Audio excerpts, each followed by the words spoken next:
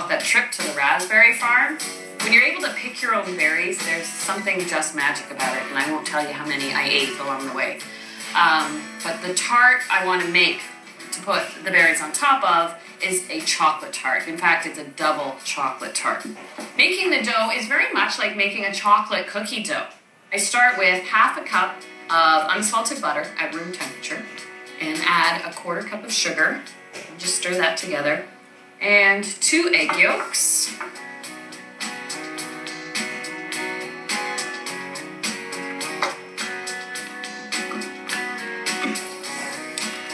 A little splash of vanilla, about a teaspoon. And then a cup of all-purpose flour, a quarter cup of cocoa powder, and I'll give it a little sift as it goes in, and half a teaspoon of salt. So the dough is quite soft, and if I wanted to roll it to line the pastry shell, I could chill it and then roll it and line it. But what I can do with this now while it's soft, actually save a step, is press it into the tart pan. So skip the whole step of rolling the dough out. Since the dough is so soft and pliable, I don't want to bake it quite yet because it would probably melt and sink back down again. So I'll give it a few minutes to chill, and then it'll be time to pop it in the oven.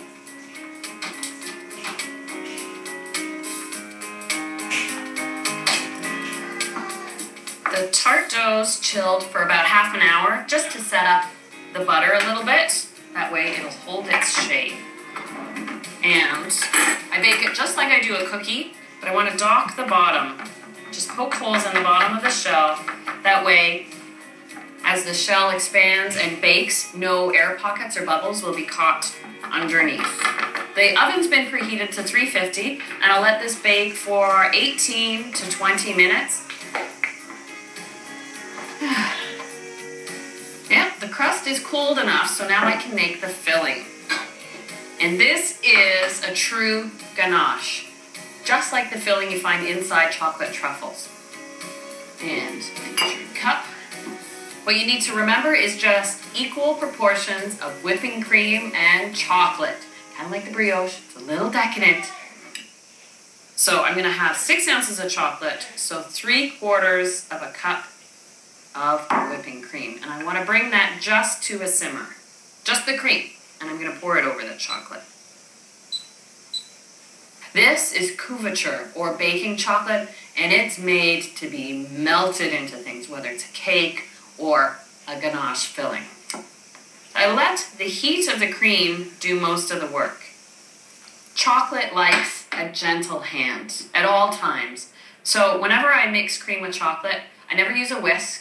I always use a spatula, and I start with small motions in the center of the bowl. Let the hot cream do most of the work. Adding a whole egg adds a velvety characteristic to the ganache, but I'll break it first and whisk it. And now the hot cream has been cooled by the room temperature chocolate, so I can add the egg in now. And the last thing for me to add, I love flavored chocolate truffles. You know, you have raspberry and Irish cream and coffee flavored. Well, to play with the raspberry flavor, I'm using black raspberry flavored Chambord liqueur, and it is decadent. It's just going to highlight those beautiful fresh raspberries. I'll pour this in the cooled shell, and because of the egg, I have to pop it back in the oven. I've turned the oven down to 325, and this only takes 12 minutes in the oven just to set the egg. Then, when it comes out of the oven, I'll let it cool and chill completely. I'll give it a couple of hours, and then I'll top it with those fresh raspberries, pretty close to when Val and Brian are about to show up.